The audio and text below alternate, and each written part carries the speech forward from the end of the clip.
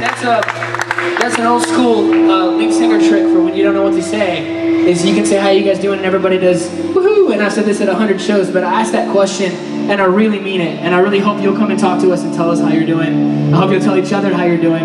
Because if we're just here getting sweaty and acting like a bunch of idiots, then this is really a bad idea. Anybody with me?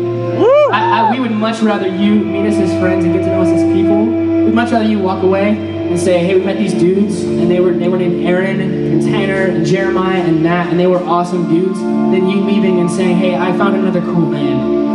Because that just is so old and happens 100 times. I'd much rather be a good dude, and I'd much rather be a godly dude than a good band.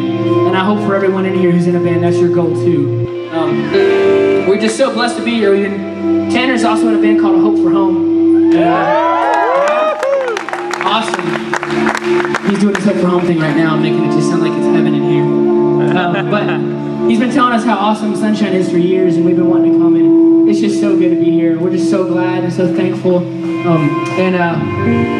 don't know, it's just crazy. We were talking about it last week. We were getting ready to travel out here, and he was like, Jeremiah was like, how much time do we have for our set list? And I was like, 30 minutes. And it hit me at one moment that everything I've done in my life as a musician led for me to get 30 minutes.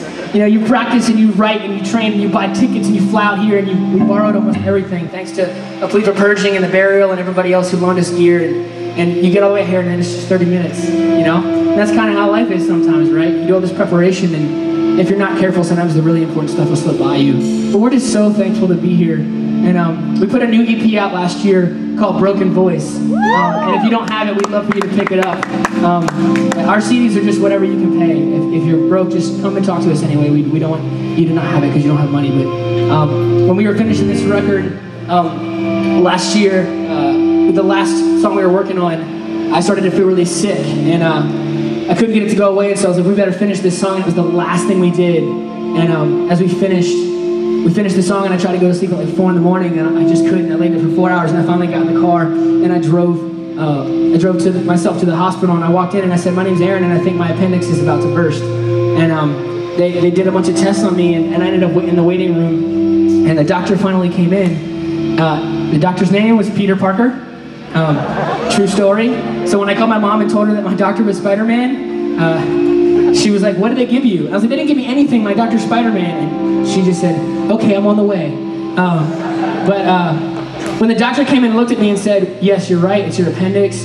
We're gonna sedate you and take it out, and then you'll lay on the couch for a week and eat ice cream, and then you'll feel fine. And we know what's wrong with you, and we're gonna fix it. And I've been telling this story a lot because it's just so real to me. There's a verse in the New Testament where John says in the book of 1 John that, but the true light's already showing and the darkness is passing away. And when that doctor came in and told me, we know what's wrong with you, and we're gonna fix it, and you're gonna be fine, I felt so good. It might as well have already been taken care of. And when I read that verse in the Bible, I'm reminded that darkness and sin and death is lying on its deathbed, gasping its last breath, and you don't have to give it control over your life anymore because of what Jesus did for you, and I don't have to give it control of my life anymore because of what Jesus did for me.